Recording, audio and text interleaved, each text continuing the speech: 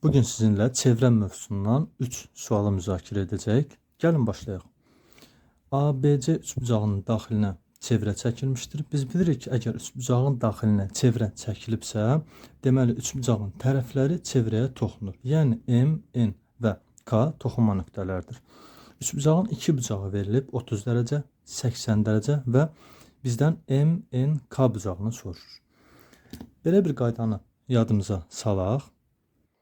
Çevrə və bir nöqtədən çıxan çevrəyə çəkilən iki toxunan, əgər toxunanların arasındakı bucağa alfa və həmin toxunanların çevrədən ayırdığı kiçik qövsə beta desək, bu ikisinin cəmi bizə verir 180 dərəcə. Yəni alfa üstə beta 180 dərəcə. İndi isə bu qaydaya əsasən bizdən üçbucağın bucağını verib 30 dərəcə. Deməli, bu qövsün dərəcə ölçüsü olacaq 150. B bucağını verib 80 dərəcə. Deməli, bu qövsün dərəcə ölçüsü olacaq 100. Biz bilirik ki, tam çevrə 360 dərəcədir. 150, 100, 250, 360-dan 250-ni çıxsaq, qalır 110 dərəcə. Və 110 dərəcəlik qövsə söykənən daxili bucaqda təbii ki, qövsün dərəcə ölçüsünün yarısına bərabərdir, 55 dərəcə. Yəni, bizdən MNK bucağının tapılmasını istəyirdi. MNK bucağı 55 dərəcəyə bərabərdir. Keçək növbəti sualımıza.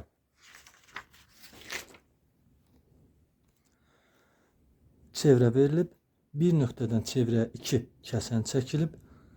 Bu hissə, yəni MC parçası 2, AM parçası 4 və BN NC-yə bərabərdirsə, çevrənin radiusunu tapılmasını istəyir.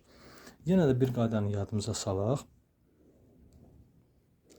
Çevrəyə bir nöqtədən 2 kəsən çəkirik. Bu kəsənin çevrə vasitəsilə bölündüyü hissələri uyğun olaraq A, B, C və D ilə işarə edək. O zaman A vurulsun A üstəgəl B bərabər olacaq. C vurulsun C üstəgələ D-yə.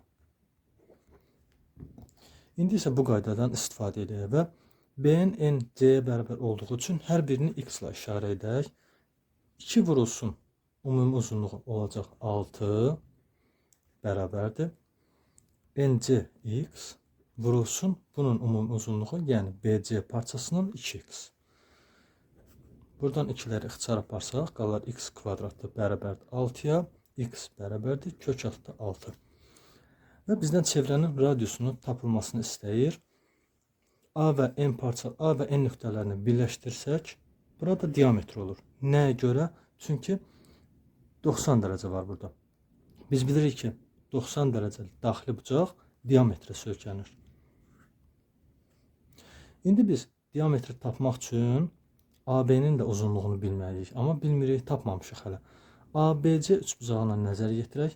Hipotenuzu 6-dır. Bir kateti 2 kök altı 6-dır. Yəni 2x. Digər kateti tapa bilərik Pifaqor teoremi ilə. 4, 2, 6. Hipotenuzun kvadratı 36 çıxılsın. BC katetinin kvadratı olacaq 24 edir 12. Yəni AB-nin uzunluğu da olur 2 kök altı 3. İndi isə biz çevrənin diametrini tapa bilərik. Yenə də Pifaqor teoremindən istifadə edirik. AB-nin kvadratı üstə BN-in kvadratı bizə verir diametrin kvadratını. AB-ni tapmışıq 2 kök 3, kvadrat edəcək 12, üstə gələk. BN, yəni X-dir, X-də tapmışıq kök 6, kvadrat edəcək 6, yəni AN kvadratı bərabər olacaq 18-ə. AN-in uzunluğu isə 3 kök 2. Biz bilirik ki, radius diametrin yarısına bərabərdir. Deməli, radiusumuz bərabərdir. 3 kök 2 bölünsün 2. Keçək növbəti sualımıza. Çevrə verilib. Çevrədən eyni məsafədə yerləşən 2 vətər verilib. Və vətərin uzunluqları da bu ifadələrlə qeyd olunub. Bizdən yenə də radiusun tapılmasını istəyir. Bir qaydanı yadımıza salaq ki, çevrədən, yəni çevrənin mərkəzindən eyni məsafədə yerləşən vətərlərin uzunluqları bir-birinə bərabərdir. Yəni AB-nin uzunluğu CD-nin uzunluğuna bərabərdir. O zaman bu ifadələri bərabərləşdirək 7x üstə gəlinsin 2 bərabərdir 5x üstə gəlinsin 10. Tənlik həll eləyəndə sadə primitiv qaydalardır. X-ları bir tərəfə, ədədləri bir tərəfə keçidirik. 7x çıxılsın 5x, 5x müsbətdir. Sola keçəndə mənfi olacaq işarəsi. Həmçinin 2 də müsbətdir. Sağa keçəndə işarəsi mənfi olacaq. Biz x-i 4 tapırıq. İndi isə AB vətərinin uzunluğunu tapaq. Bu 4-dən istifadə eləyərək təbii ki. Yerinə qoysam 4 etdim. 28 üstə gələ 2, 30. Deməli, AB vətərinin uzunluğu 30-dur. Yenə də bir qaydanı yadımıza salaq.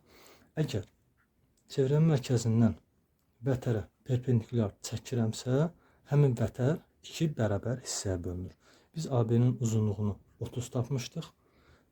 2 hissəyə bölünür, olur 15, 15. Və mən çevrənin mərkəzi ilə vətərin bir ucunu, yəni B-nin nöqtəsini birləşdirsəm, bu olacaq radius. Faqor teoremindən istifadə eləyərək artıq radiusu tapa bilərəm. R kvadrat bərabərdir 8-in kvadratı 64, 15-in kvadratı 225. 64, 225. Bu da edir 289. Deməli, radiusumuz 17-yə bərabərdir.